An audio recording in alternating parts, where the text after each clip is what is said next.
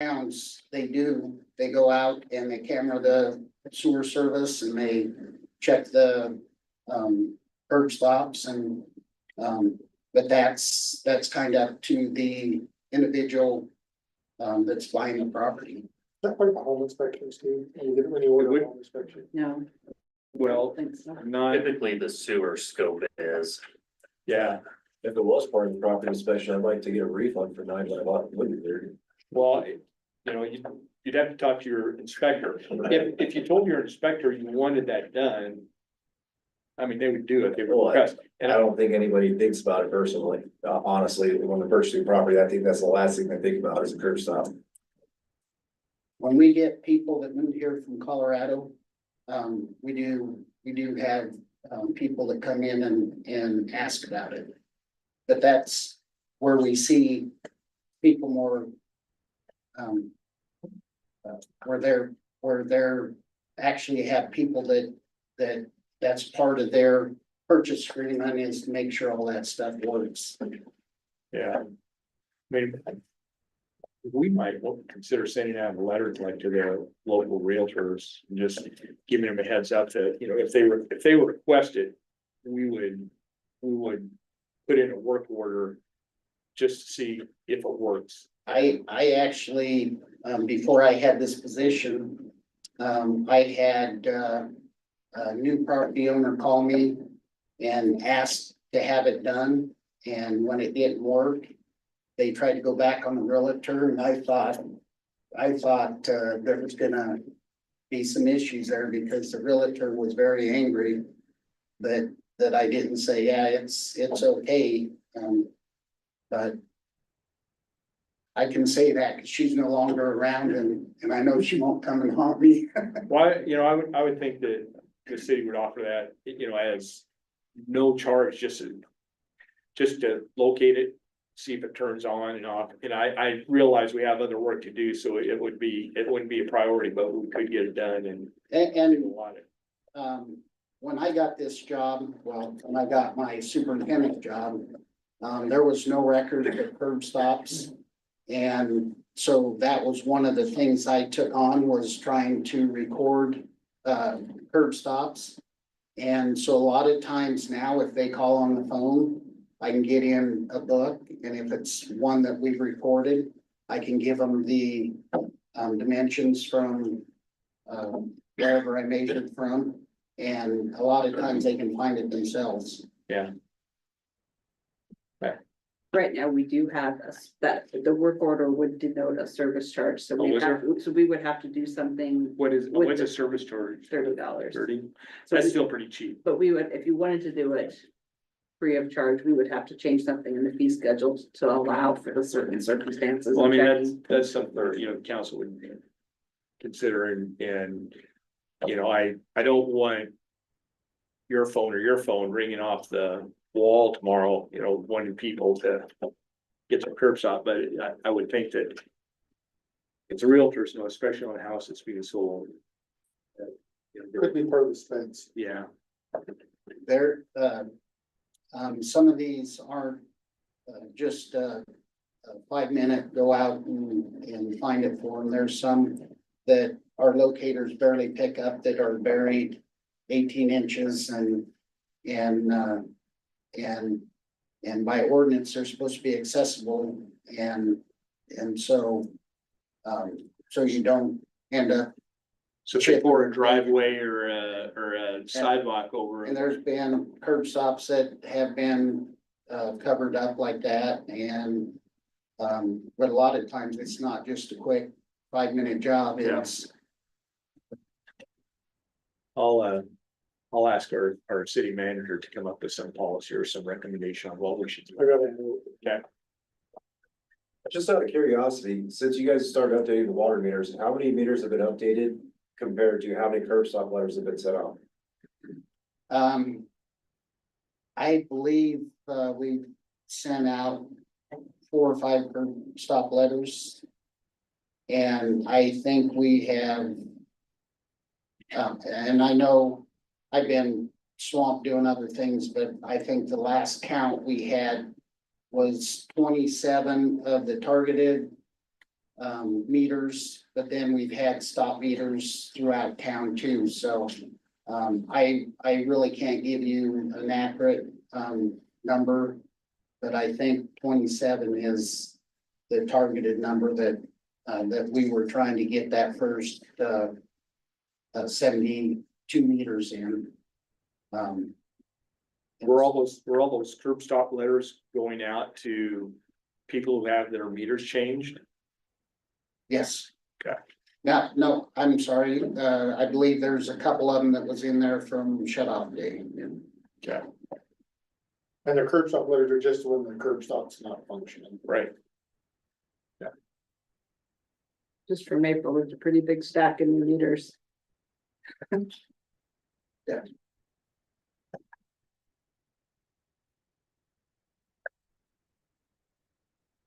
Any other questions, comments for John? I will admit, it's a lot easier when the crowd wasn't as big as it was last month. You done good, John. Anything else? Just keep practicing. I was gonna ask you real quick, John, is how's the mapping? I know you guys have been mapping the community, mapping all the lines and stuff. Is that coming along pretty well too? The mapping. We have the Diamonds map, and they went through and did a certain percentage of the town.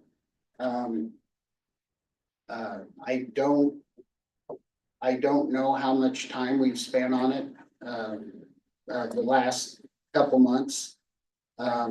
We have so many activities right now going on that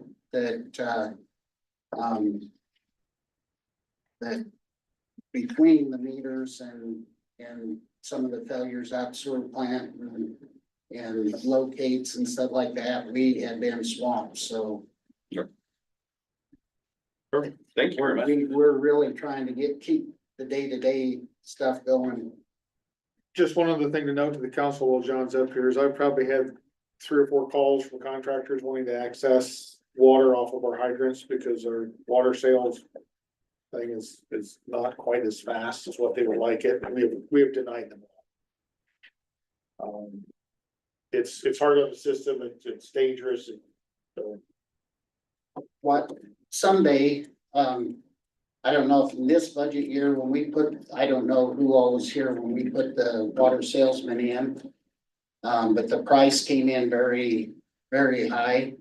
And so to save money, we dropped from a 4-inch down to a 2-inch. And then by the time you drop a 2-inch backflow device in there, you're dropping another 12, 13 pounds. And then you have a truck, elevated truck, so your water's going back up. It is slow. And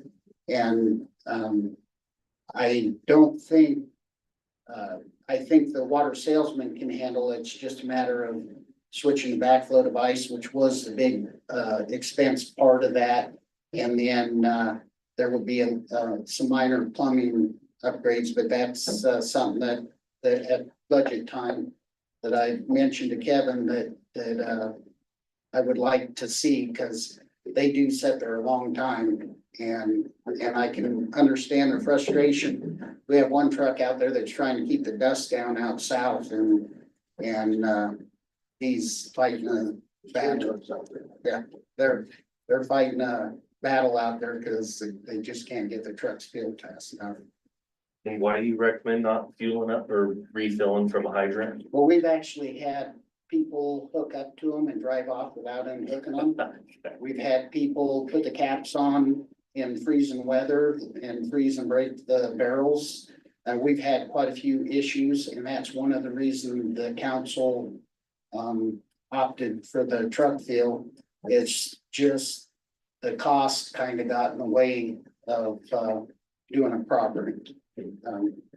Well, you have a higher risk of backflow too, don't you, from filling directly from hydrant with, Pardon me? you have a higher risk of backflow Yeah. contamination Yeah. because you don't have an air brake.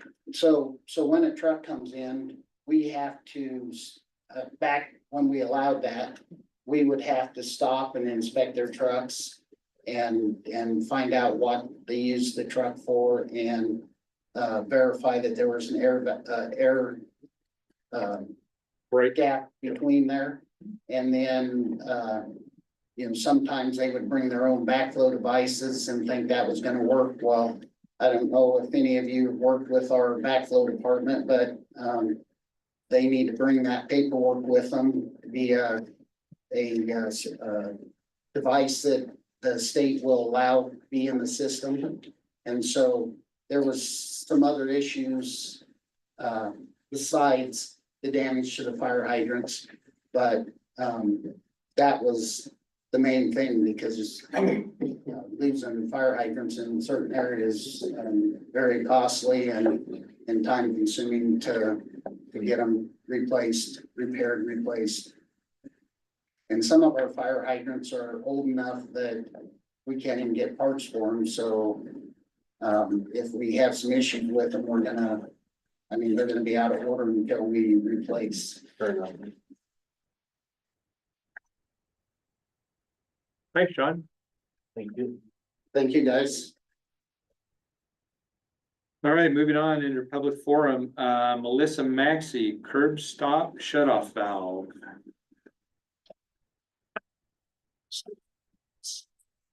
Hello, my name is Melissa Maxey. I'm at 713 West Second here in Oglala. If there's any questions. I'm requesting to see about having who's responsible for the curb stop reassigned to someone other than me. Because this shut off valve is a valve that I do not have access to. You have to have a key to get into it. You have to have a key to shut it on and off, and the city uses it to shut me off when I don't pay my bill. So during the process of this new water meter put in, the guy shut my water off. And in the process, that valve was damaged and started leaking. It automatically was then told, I was told that anything from that curb stop to my house is my property. Okay. But if that valve is mine, then I should have access to it and I shouldn't be getting shut off and punished with my valve. And also in the process of my new meter put in, my valve in my house where the meter is attached to is also leaking and nobody will fix that. I'm responsible for that as well. So the meter's leaking? There's the meter, there's a chunk, and then there's a valve. That valve is leaking from when they shut it off. You're talking to shut off underneath the. Yeah. Meter. Why was the water meter replaced? The city said they were putting in new updated meters, I guess. It was supposed to be free of charge for me. But I don't know the full total of it yet. But from what I was told from the plumber who had to do an emergency valve replacement because my water was shut off and could not be turned back on until it was replaced. He told me roughly it was gonna be $1,000, barring there were not any problems. But I'm not asking for the whole thing to be paid for because half of it is right after the valve is damaged, needed replaced. And then a couple, like a foot and a half from that, there was some illegal plumbing that was done there that shouldn't have been that way, that they did replace. And there was a valve or an elbow. Cause it had come off the valve, there was a little chunk, there was a 90-degree elbow, a small chunk, another 90-degree elbow. And one of those elbows had a big hole in it. So I'll pay for that. I would just like help and not be responsible for something that I don't have access to or cannot use. And that is used to punish me if I don't pay my bill. And as far as the one in the house, I feel that the city or whoever decided this meter was a good idea should have. They touched it, they broke it, they dealt with it while changing out my meter. That it wouldn't have had problems if this hadn't been done. Were you able to turn it off and on yourself? Did it work Yes, before we got there? and I've had the guy that fixed my front yard one, Kevin called and told them to check the meter inside because it was leaking. And he tightened it and thought it stopped, but I came back, checked it, it's still dripping, so I called him again. They sent in another guy. And, it is still currently leaking. I tried to get a hold of the plumber again and now I'm not getting anywhere, so I'm gonna have to try to find a different plumber to come in and get it fixed. You know, is that valve behind the meter or ahead of the meter on the supply side? Well, the thing comes up out of my concrete, there's a valve, and then there's like a little chunk and then the meter. It's a household shut. Yeah, Okay. it's- Yeah. And with having that household shut off, I'm not understanding it for sure why the front needed shut off as well, Just if we gonna could ask turn it that. off there. But in any case, they were both turned off, they were both damaged. And I'm being held responsible for all of it. Does anybody know why we turned the curb stop off if there's a shut off valve on the house? Johnny, we have trouble with that curb, getting that curb stop completely shut off. It was turning hard, that's, they were trying to exercise it. And normally when you break it free, you can go back and forth. The valve itself isn't what broke, it's the fittings after the valve. We made seeing these in the past, we made a recommendation that they replace the valve while it's dug up because usually when they freeze up like that, they're going to stick it in. And I think it looked to me like what had happened was back in the day, the curb stops were a little bit longer.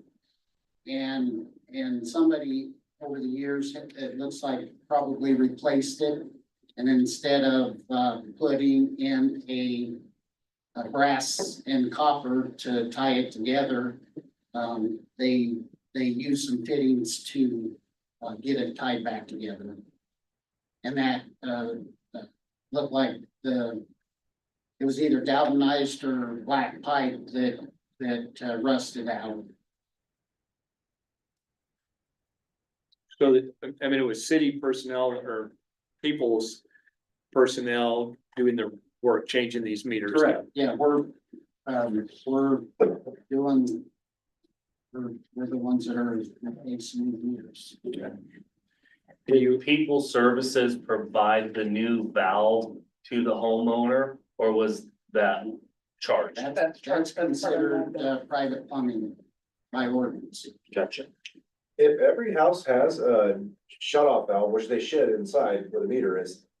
Why does people service still go to the curb stop and shut the water off there? Why can't they shut off that valve and not have to mess with the curb stop? Well, listening to, Melissa, I'm wondering, I'm sorry.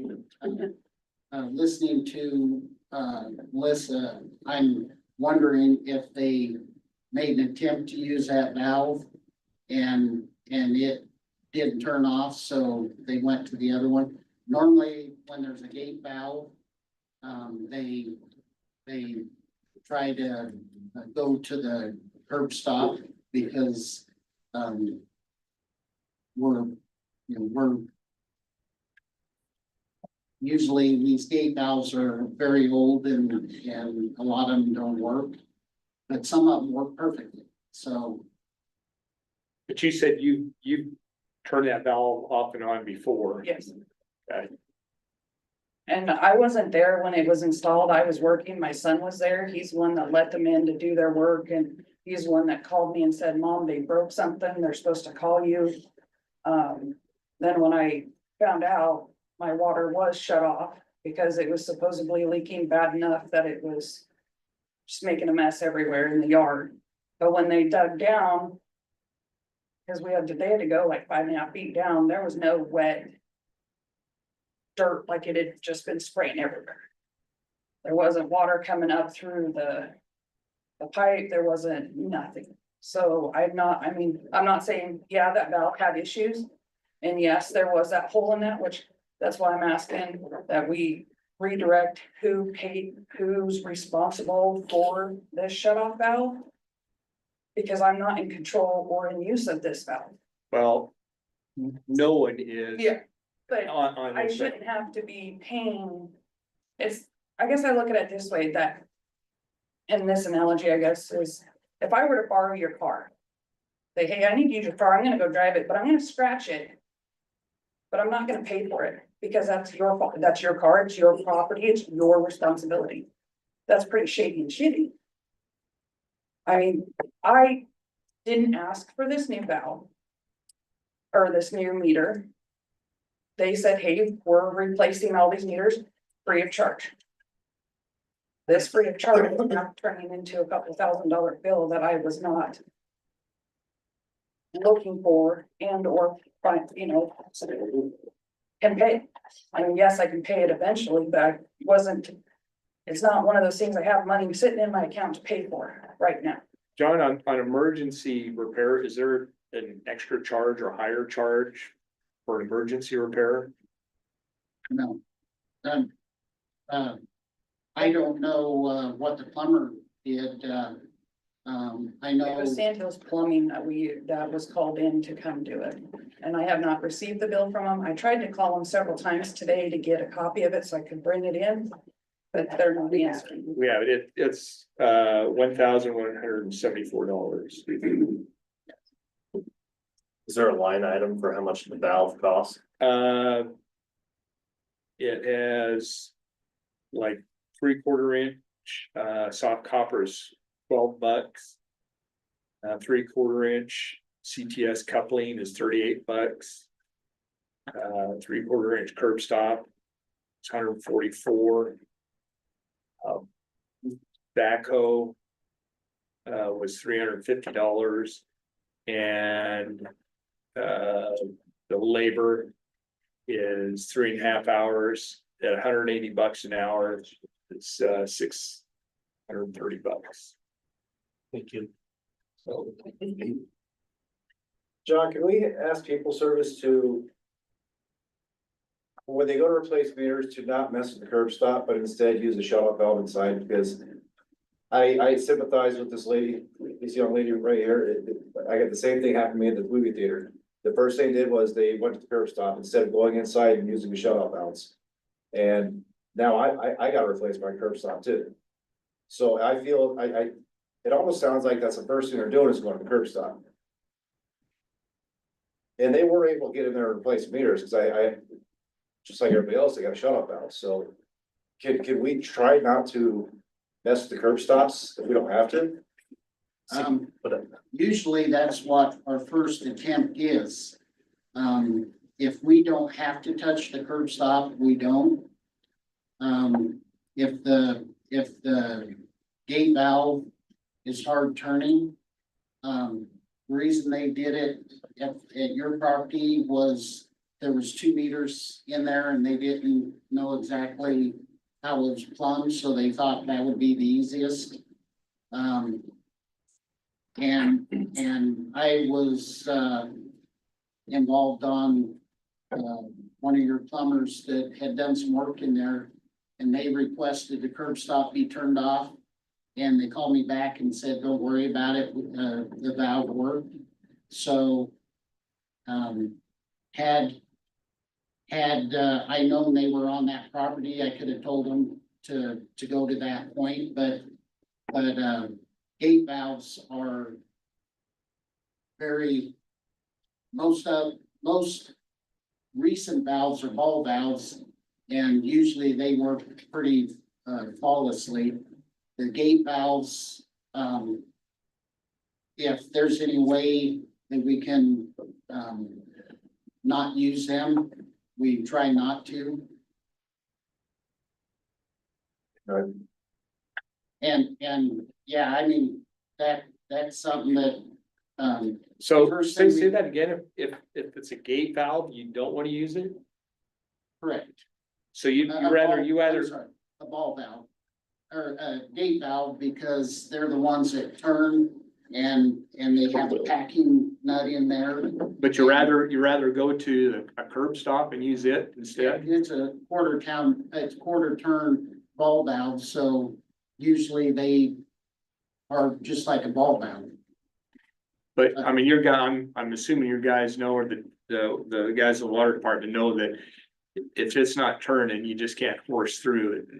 Well, and that's the purpose of they try it in the house. If it's stuck, they go back to the ball valve. And when we, the curb stop, I'm sorry.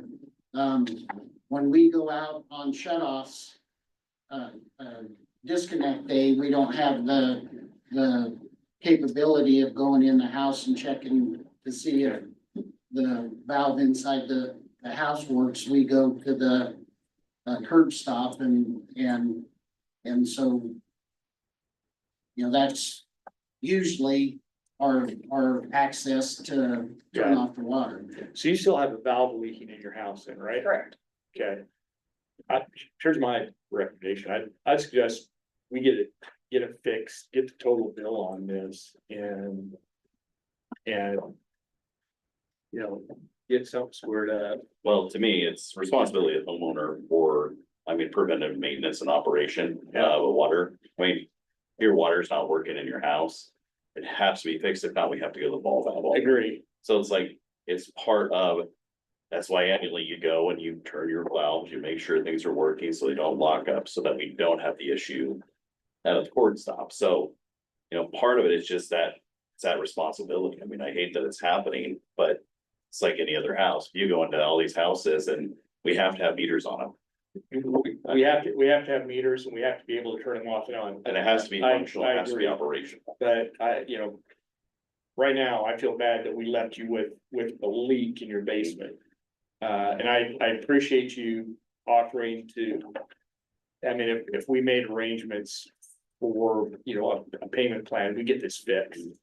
Yeah, I understand, but at the same point, I feel that paying for something that I don't use, I don't have access to, and I can't get to.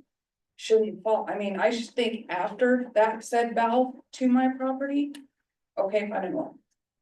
But to make me responsible for something that I can't use it, I don't have access to it, and it gets used as a form of punishment if I don't pay said bill, if that makes sense. No, it's not a punishment. It's just stopping a service. Well, I understand, but what I'm You're saying is, you're getting. you guys are utilities. turning my service off with my valve. To, of having water, that's what the ordinance yeah, says.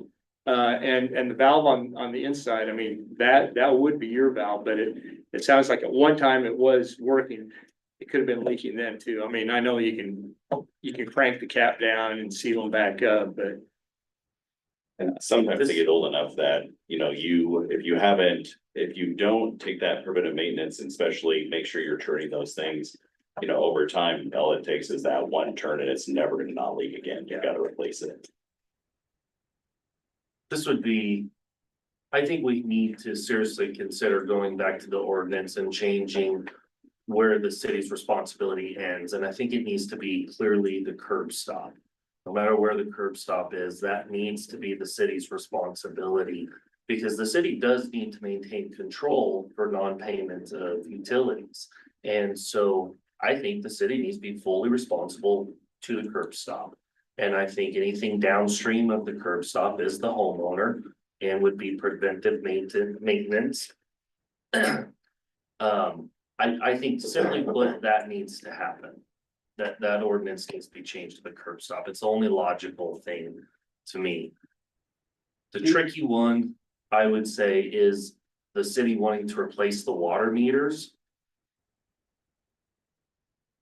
I feel for the homeowner on that. As a homeowner myself, it seems very unfair that I have to let you come in and put a new meter. What's the reason why we want the new meters? It's for the wireless, so that way everything automatically reports to the city. We don't have to go hand read them or drive around. And that's great, that's fantastic, but you're gonna come in and replace it and there's gonna be issues, Meters wear out also. Meters will, and then we're primarily replacing the older meters.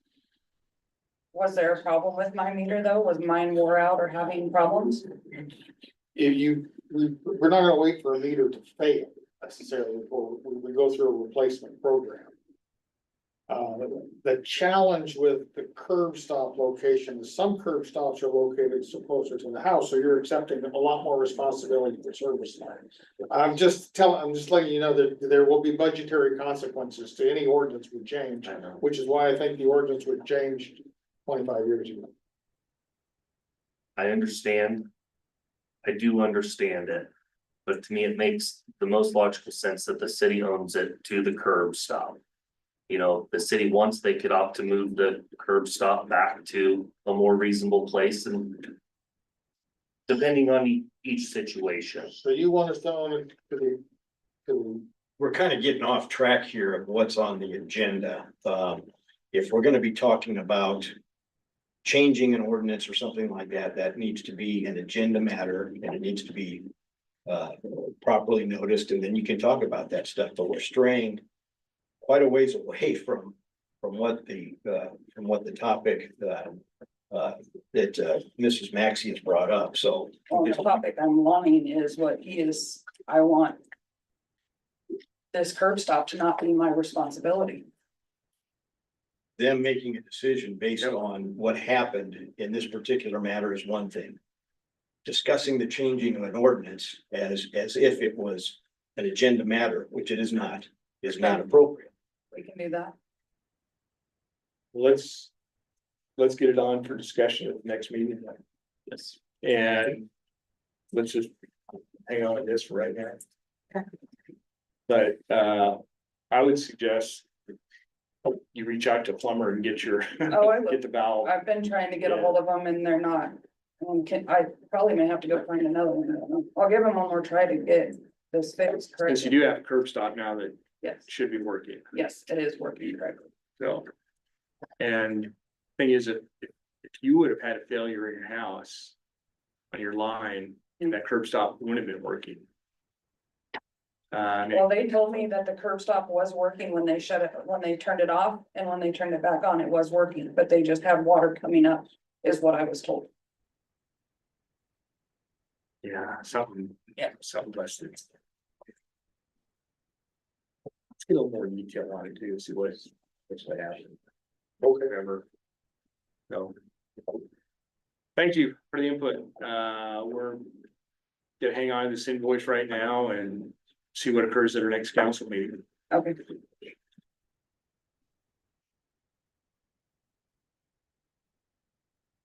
All right, moving on, under report of city clerk treasurer, we have the minutes of the special meeting held April 6th, 2025.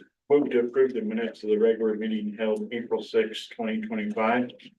Second. We have a motion by Councilman Block, second by Councilman Laughlin. There is no further discussion, comments, please vote.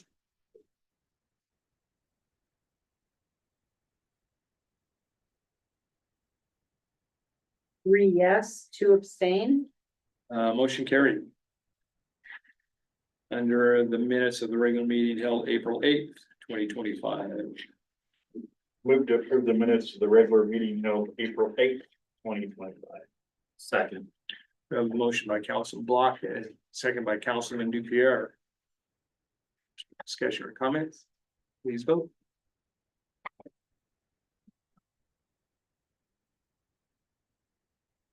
Five yes. Motion carried. All right, we are back to the application for a Class C liquor license for Big Red Liquor at OG, is that overall, or is that part of that Well, business name? I think Is the business name Big It's Red just Big Liquor Red. at OG LLC? It's just, that's the. Okay. They use. Doing business as Big Red Liquor at OG located at 402 West First Street. We'll close, is there anyone else wishing to speak on liquor application? If not, we'll close the public hearing at 7:47.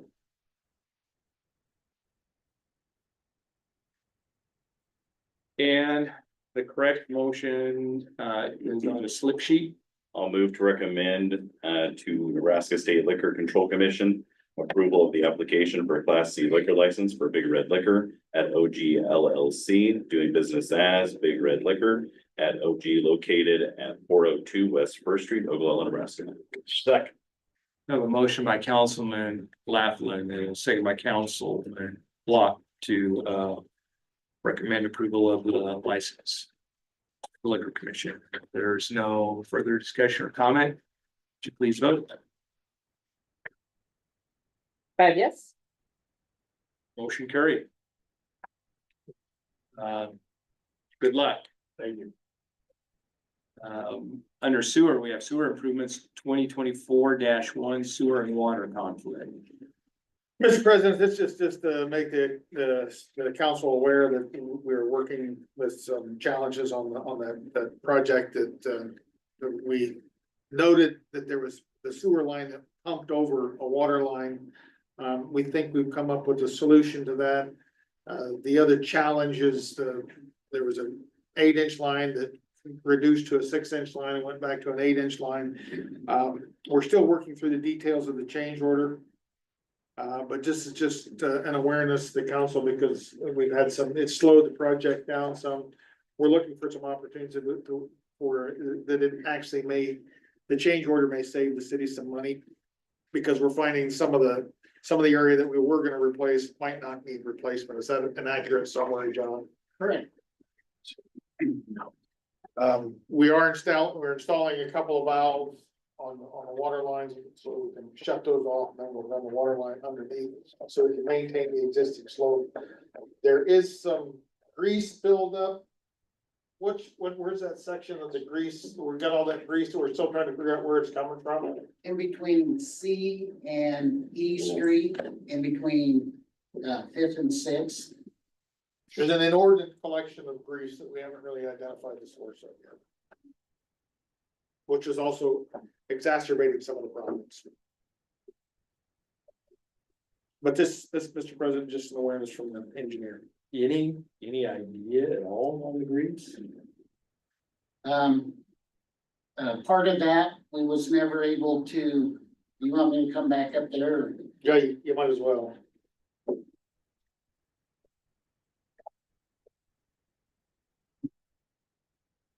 Part of the mains we were working with. We weren't able to get any cameras down. And they had another outfit come in and camera. And they were able to get more than what we were with our local contractor. And then Van Kirk's actually brought in another camera. And you would think that you would be able to go up and see which tap was dumping. It's just, we just can't tell where exactly who's dumping in and from what I'm understanding, it's a large amount that's built up in there. And either somebody's a really good cook but one of the mains that we still need to replace on the west project was one of the lines that we definitely couldn't get through.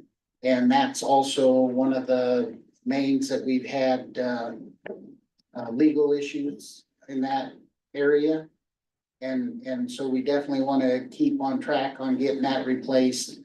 And that was an 8-inch main dropping back into a 6-inch main, which isn't good to begin with. And then at the end of the line is the 6 going into an 8, which isn't as big an issue, but that's also where the grease is showing up and So to answer my question, you don't know where it's coming from. no. Okay, thanks. That's all I need. All right, thanks, John.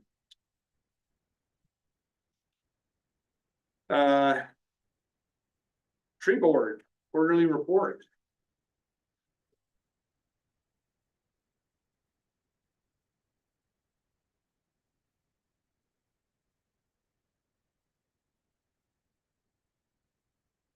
Good evening, Rod Rosanek, representing the Oglala Tree Board. I have, the annual work plan is all I'm talking about tonight. There were copies, and I believe you all have one. It's a 2-page report. And I'm gonna highlight a couple of things. Before we get into that, I want you to know that one of the very first things we're talking about is the promotion of the rebate program for newly planted trees, something that the tree board has come up with. And that's what that brochure looks like. A very small application on the back. What we're trying to do is, we have a picture from 1953 and one from 2016. The tree canopy has been depleted in our community dramatically during that period of time. So one of the goals of the tree board is to get more trees planted, help the homeowners and business owners plant more trees any way we can, because the 7 of us on the board aren't able to plant all of them. We would like to double the tree canopy in the next 10 years. Well, we're already 2 years into that goal, so we're having fairly good success at this point. Something that's not on the report is the list of our tree board members. I think you probably know who they are, but I'll list them. Barb Jeffers and Nikki Brockman are the 2 good-looking people on the board. The rest of us are, unfortunately, look like me and Bart Colsty, and Jeff Lampman is a new member, and Rich Kester is a new member, and Drew Crabb is our current chairman. So we have excellent membership. We're not as full as I'd like to see. If we could get another interested person that's younger and more capable about doing physical labor than I am, I'd be happy. Well, you're young. We'll talk later. What I want you to go through with me here is this front page. They are Arbor Day activities. That's this Friday. For those of you who don't live and breathe trees like I do, Arbor Day, we'll be planting a tree or 2 or 3 in town, but at least one will be planted by Keith County Beautiful at Humphreys Pond. I would love to be able to tell you what the hour is, but I can't tell you yet because it's changed 3 times since last Friday. But there will be some people planting a tree in honor of and remembrance of Ron Wolven, who was very active in our community. One of the things we do in the first quarter is to develop this work plan. And we are promoting a $150 rebate, which I just mentioned to you. And we'll be promoting that in social media as well as trying to give the Keith County News $1 or $2 in local advertising, because in the next 2 weeks, we want everybody in the area to know that you can plant a tree in your own yard. You can buy it yourself, you can have someone help you buy it, you can have someone help you plant it. But because until the funds run out, and I'm not sure exactly if we decided how much that is, an individual homeowner can get up to $150 rebate for planting a $150 tree. If you buy a $200 tree, you're still gonna be maxed out at $150. But if you buy a $40 tree, you don't get $150, you get $40. So it's pretty simple. The application we have, and I'm sure the city manager has a bunch of them at some point as well. It's a good, pardon? I know where to find it. Good, that's very good. All right. We're doing an inventory on memorial trees constantly, because we have a lot of people, and Jane's been excellent about getting information to several members of the board. We have 13 new markers to put in for new trees. They take a little while to get here from Lincoln. I believe we had them originally being printed or being engraved in Arizona, I think Phoenix, but I'm not sure of that for a fact. Because the entire state of Nebraska Forest Service, Nebraska Statewide Arboretum, anybody that's ordering plaques puts their order together and we get a much better price. I could buy them here for $15 or $20 a piece. They cost us about $6.50, I believe. That's last year's price. Fortunately, they're not coming from overseas. We did a tree assessment of dead and damaged trees this winter. And I believe, isolated the first 20 to 25 most hazardous trees to be removed. And I believe at this point, we've removed 12. I may be wrong on that. I'm just trying to look through. Yeah, we have 12 trees down by May 5th. That's our goal. We should be able to still do that. Even though we've had a setback, as most of you know, with the company that was doing the removals. We have submitted another IRA grant for removal and planting of new trees. Was removed from our list of things to do on the 30th of March. We made that deadline, and there's some serious money that could be made available for planting of new trees in Ogallala. We already have a $50,000 grant that this represents. And if we're able to do it, we'll be helping the hospital as well as people that are wanting to be planting their own trees, as well as additional funds for removing additional hazard trees, dead or damaged. Arbor Day celebration I mentioned. I'm gonna look through April, May, and June.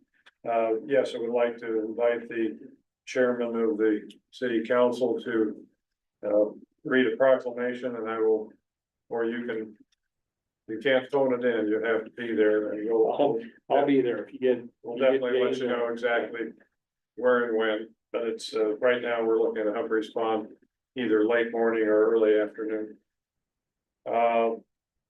We're still trying to decide if we want to have a flowering tree promotion. I'm not sure about the word contest because I'm not interested in having people competing.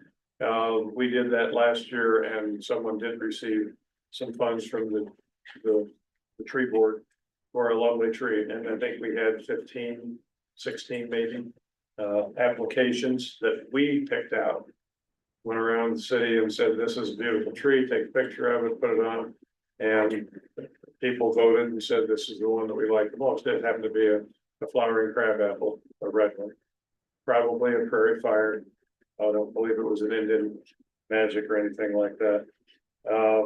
We were just lucky enough to win a $10,000 check from the 100 Women Who Care in April. And we plan on using that for tree removal and new plantings through the rebate program. So that's money that hopefully will be able to assist our community. It's what it's for, as I understand. 100 Women Who Care are doing something pretty remarkable. And our board decided that it should be made available to the general community. And they did a nice job. That was Drew and Barb that did that together. We need to think about getting another article in the newspaper. If the rates are down, I'll probably be talking to Mr. Headley here before too long. Want to encourage people to continue to water. It's been very dry. If you do anything in agriculture, you know, you don't go very deep before you hit rock, and it's used to be dirt, but it's very dry. And we definitely need some of this rain that's being promised. Skipping down to the July, August, September on the bottom of the first page, we will be applying for 10 free trees. It's a grant that comes through the Forest Service in conjunction with the Nebraska Statewide Arboretum. They happen to love our tree board. Both those organizations are very supportive of our work, and I think that speaks volumes. We're now being used as the reference point in eastern Nebraska. If you're not doing as much as Ogallala Tree Board, you're not doing enough. That kind of thing. Thought I'd throw that out there. A little feather in somebody's cap. October, November, December, the Tree City USA and Tree City Growth Awards are both on our agenda to be completed in early December this year. And the only other thing that I would mention under other priorities, continue to update ordinances if needed. That wasn't, the if needed wasn't on the bottom of that, but that's something that we're working on. We were able to get a new member on our board who was having difficulty based on an old ordinance or an ordinance that may still be on the books for all I know. But Jeff lives on what may be called Casino Royale or something at some point. The road west 80. He's on the wrong side of that. And he lives on the place where they have houses instead of where they have a racetrack coming in. and he wanted to serve on the board as a volunteer. And I would encourage this group of men to look at your ordinances from time to time, so we're not restricting the help of people who are willing to assist. We don't have enough people as it is. Otherwise, some of us wouldn't be on multiple boards if we had more people stepping up. So when somebody wants to serve, give them a pat on the back and encouragement. Can he help without being appointed? Sure, and he has been. He's already volunteered to water a couple of my trees when I was still a little bit laid up. I think I'm back to semi-healthy at this point. Any questions that I can maybe answer? Something I forgot? You're scowling. No. This is normal. Oh, sorry. Thank you for your time. You guys do very good. It's the look of a city manager. Yeah, you look like that. too. You got good people on the- And now you smile. Happy. Thank you very much. Thanks, Rod. All right, moving on, report to city attorney, report to city manager. Brenda's been busy with building permits, like I said, noted with on John's report, I've got contractors moving dirt, wanting more water. Citizen interaction has been high.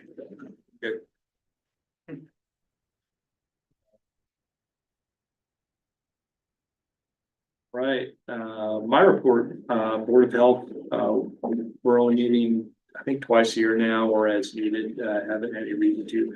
New Orleans Community Hospital Health Foundation. They have already engaged, through Jessup Adams, setting up an entity for, as a nonprofit, so we might be able to raise funds for the EMS building. Not quite sure how he's done or what he's done on that, but Jessica and I then met with the hospital authority. We're talking about they're locating the facility up by the hospital, by their storage building in the back. They're supportive of that. We're still just trying to decide if we're gonna just raise funds and own it, or are they gonna lease it to us? Is the hospital authority gonna build it? So things are a lot of moving parts, but we are getting some traction on this. They have talked about including either admin offices or physical therapy in with EMS, but I'm not a supporter of that. I think EMS really needs to be alone. We can be separated from the hospital. We don't have to have a $1 million building if we're connected. As soon as we have any type of providing health through PT, it's a whole different requirement for the building. So we'll keep you posted as things move on, but it is moving forward. Councilman Laughlin. Library board, keep this kind of short, gearing up for the summer programs there. Especially the kids program, so they're quickly pulling all that together. A lot of information start going out to the school kids. Will be out on Facebook, plus the little handout that they have there as well. Same thing with adult activities. They're putting quite a few things this summer together for adults. If you remember in the past, they've done everything from the painting projects to different crafts and things to just keep that engagement high. It's always been a very positive program, both of them. Usually they have a waiting list, especially the adult ones. They used to allow people to sign up for future ones, but there's such a interest with a lot of these adult programs. They don't let people sign up until they release them. That's first come, first serve, and usually it's a pretty quick scramble. I mean, Rod can tell you it's very, very popular with these. So trying to figure out how to expand them, but then still keep them controllable within the space. The rental space in there for the different groups is still high. There's quite a few groups that utilize that, a lot more than I thought would ever be in there, but it's being used all the time. And it's just getting ready for that summer for the kids to get out of school and trying to keep them busy during the summer. So YMCA, They're going through their strategic planning portion right now, looking at a lot of different options within the Scotts Bluff and Ogallala regions. That conversation will happen here actually tomorrow. So tomorrow we'll start some of those discussions within the board meeting. Some of the things that have kind of come up is, repair to the outdoor pool. It seems like it should be manageable. It doesn't seem like we'll have to break concrete yet, knock on wood. I know that they're still looking. So very hopeful that we'll have that going up.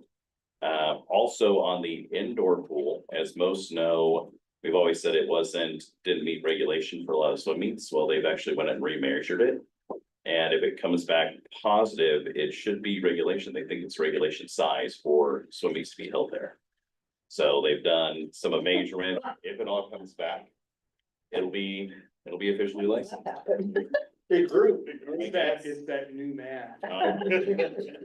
So, yeah, they took some measurements out there. There's a special group that has to come and certify you so that you can run those different meets. And they believe they'll meet that qualification. So we'll just kind of wait and see how that works. I mean, enough use is kind of widened out over the years. The concrete. So we'll see. Numbers at the YMCA are also up, still up. They haven't really seen any shut off. So a lot of positive takeaway from the community, especially that Conrad hears. As most know too, Conrad's on the back nine of his 10-year there. So he's slowly starting to pass some things off and the board's kind of getting ready for that, transition year in the future. Will that be Tiffany? No, not Tiffany. It's Timmy, something. yes. Trinity. Trinity. As soon as you said Tiffany, it was in my head. Okay. But she's already kind of starting to take over some of those meetings with the YMCA. Shouldn't be any issues there. So they're really pulling, and that future planning portion, strategic plan is going to be a bigger objective now that, they have Ogallala.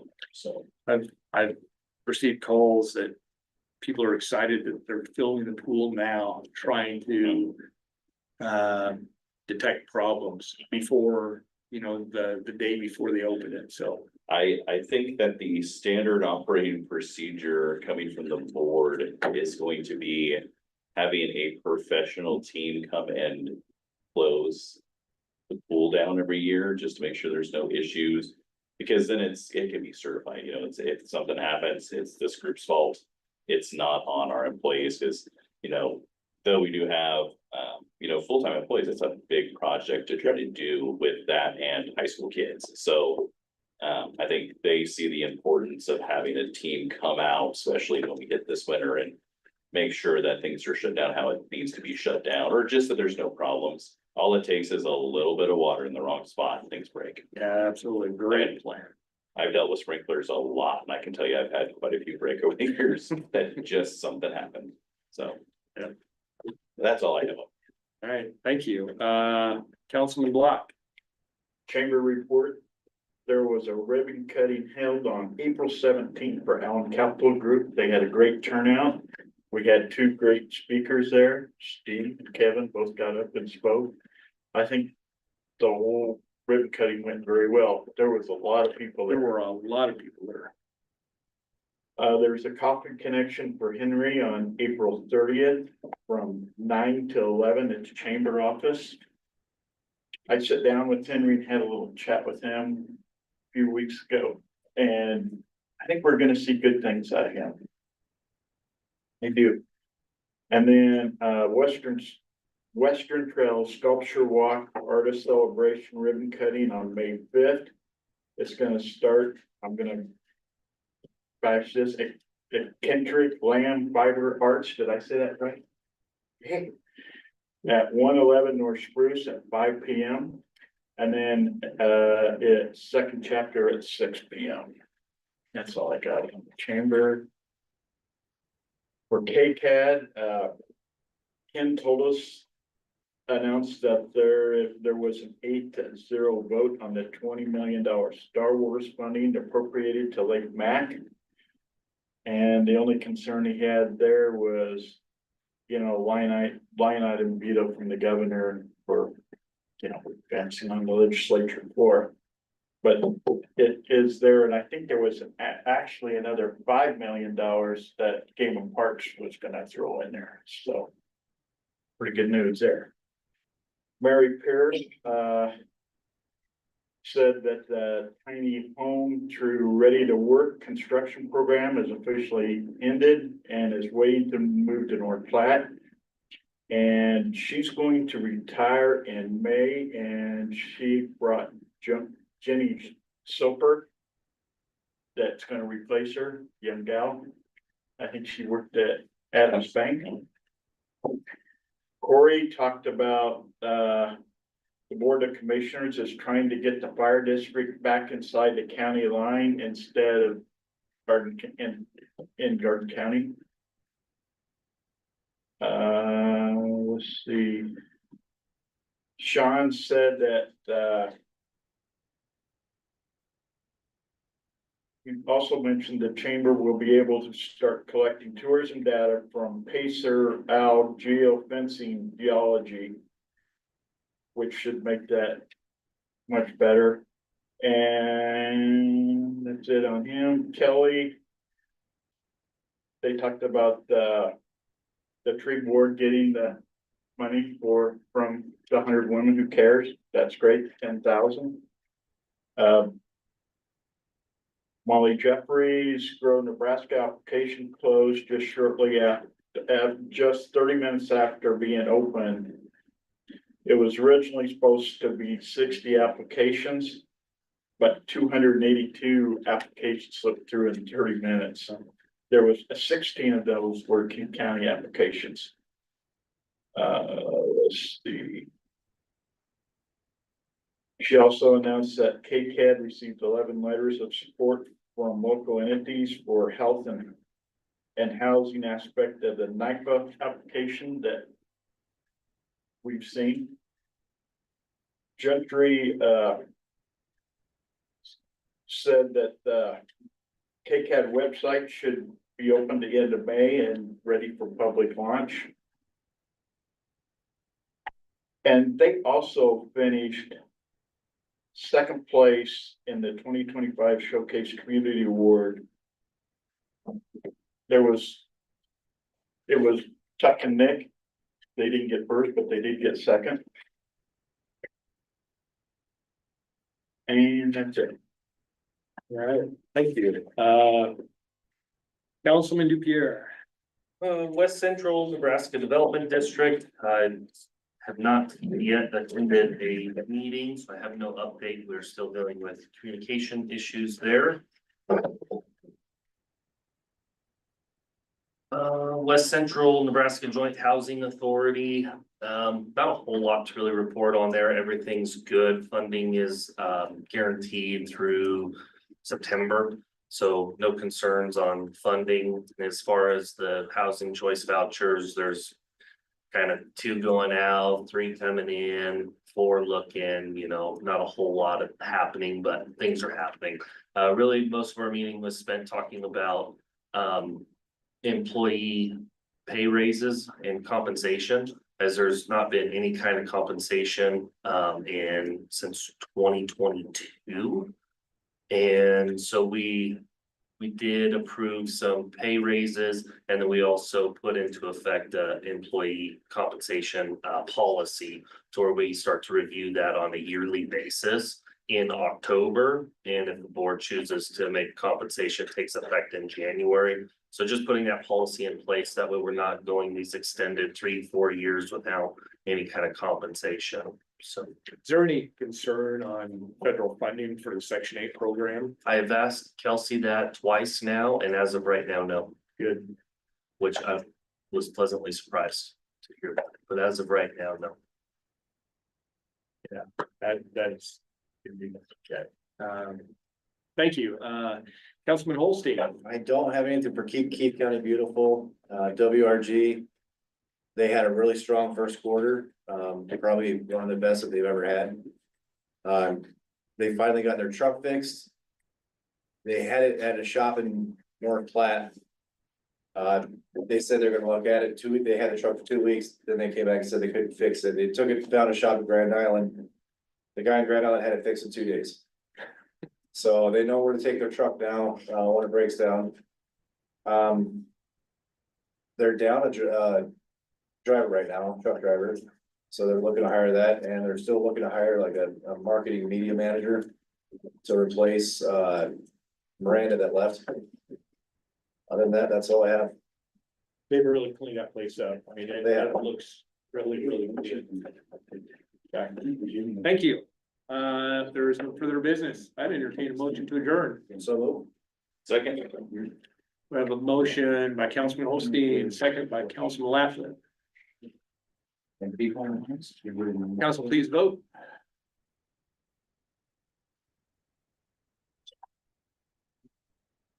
Yes. I hear that. Pizza or theater? what, pizza, I gotta go close it down. Motion carried. So we were there, the other night, I took the boys and it was